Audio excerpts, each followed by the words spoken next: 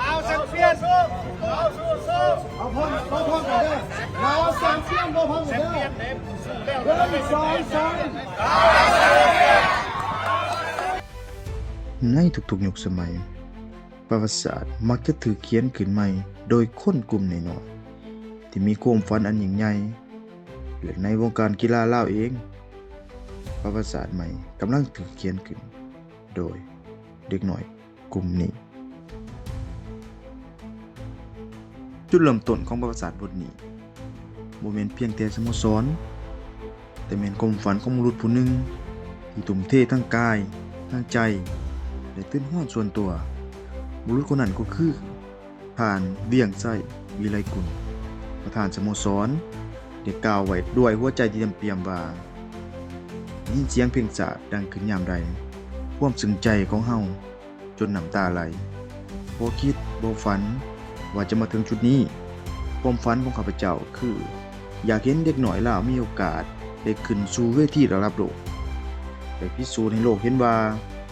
เด็กน้อยคนลาวก็มีความสามารถบ่แพ้ชาติใด WAG นาคาบ่แม่นเพียงแต่เป็นสโมสรแต่มันคือครอบครัว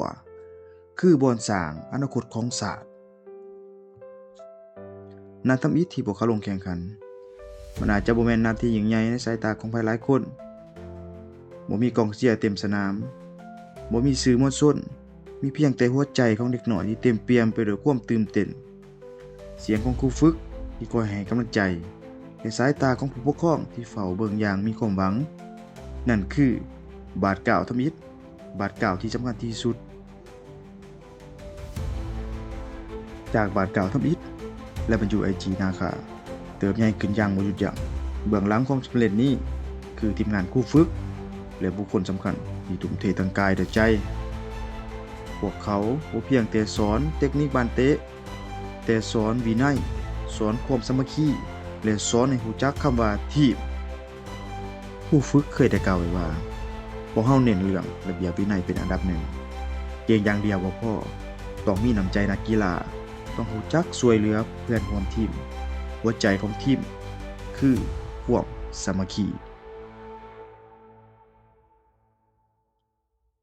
ในทีมประวัติศาสตร์สุดนี้บ่มีคำว่าดาวเด่นเพียงคนเดียวเพราะทุกคนคือวีรบุรุษในตำแหน่งของตนเองทุกหยาดเหงื่อทุกบาดกล่าวทุกการป้องกันและทุกๆท่วงท่าทุกการบุกทะลวงล้วนแต่เป็นส่วนหนึ่งของจิตวิญญาณเดียวกันความสำเร็จที่ยิ่งใหญ่นี้บ่ได้เกิดจากไผคนใดคนหนึ่งแต่มันเกิดจากหัวใจหลายดวงที่ล้อมรวมกันเป็นหนึ่งเดียวสู่ไปพร้อมกันในนามคำว่าทีมชื่อเสียงของ WAG นาคาเริ่มเป็นที่รู้จักในระดับภาคพื้นศาสนาในรายการต่างๆและเป็นเครื่องพิสูจน์ว่าเส้นทางของพวกเขาเลือกเดินนั้นมาถึงทางแล้วแต่เป้าหมายของพวกเขายิ่งใหญ่ไปกว่านั้นเห็นแล้วโอกาสครั้งประวัติศาสตร์ก็มาถึงไอเบอร์คัพหนึ่งในทัวร์นาเมนต์เยาวชนใหญ่ที่สุดในโลกการได้เข้าร่วมแข่งขันที่ประเทศโปรตุเกสบ่ต่างหยังกับความฝันนี่คือเวทีพญานาคน้อยจะได้พิสูจน์ศักยภาพของตนเองเส้นทางสู่ตำนานได้เริ่มขึ้นในหอแบ่งกลุ่มพญานาคน้อยได้แสดงให้คนทั่วโลกเห็นถึงพลังที่น่าเกรงขามโดยการถล่มคู่แข่งไปด้วยคะแนน 12-0 และ 14-0 ส่งสัญญาณเตือนไปทั่วทั้งทัวร์นาเมนต์ก้าวเข้าสู่รอบ 16 ทีมสุดท้ายพวกเขาก็ยังคงสร้างความแข็งแกร่งเอาชนะคู่แข่งไป 2-0 ในรอบ 8 ทีมพลังบุกยังคงห่อนแห้งถล่มคู่ต่อสู้ไปอย่างขาดลอย 4-0 และหอมห้องชนะเลิศพวกเขาก็ยังย้ำชัยชนะอีกครั้งด้วยคะแนน 4-0 ทะยานเข้าสู่รอบชิงชนะเลิศอย่างสมศักดิ์ศรีและแล้วพวกเขาก็เดินทางมาถึงนัดสุดท้ายนัดชิงชนะเลิศคู่แข่งคือทีมเบเลเนเซสทีมแข็งแกร่งจากประเทศเจ้าภาพหนึ่งในสโมสรชั้นนำระดับแถวหน้าของยุโรป90 นาทีต่อจากนี้จะเป็นเครื่องตัดสินทุกอย่าง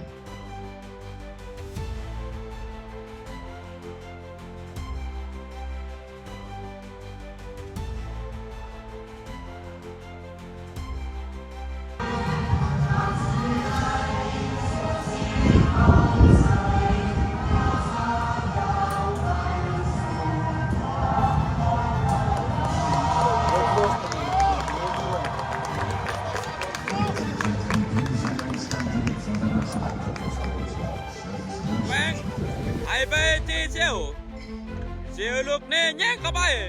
โอ้ เข้าไปแล้วประตูทับอิฐ WAG นาคาเป็นนำก่อนวินาทีนั้นบ่เพียงแต่กองเชียร์ที่ขอสนาม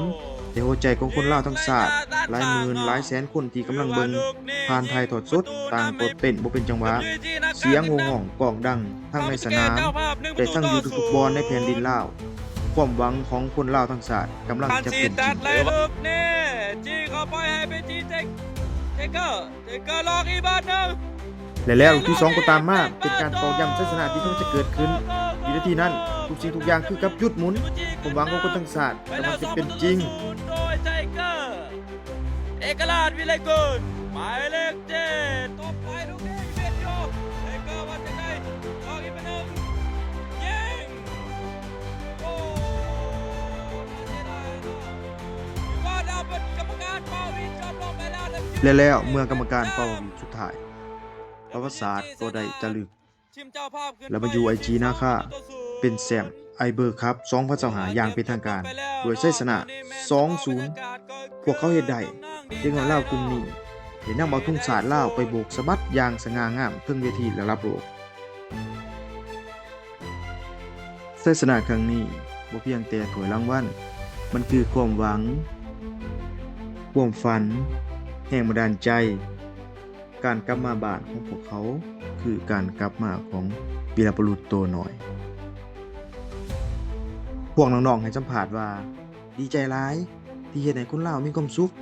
พวกเขาจะตั้งใจฝึกซ้อมต่อไปเพื่อนำชื่อเสียงมาให้กับประเทศชาติเฮาอีกสุดท้ายนี้ขอแสดงความขอบใจอย่างสุดซึ้งต่อทีมงานและบรรยู IG นาคาทั้งเบื้องหน้าและเบื้องหลังนับตั้งแต่ประธานสโมสรคณะผู้ฝึกไปจนถึงน้องๆนักกีฬาทุกคน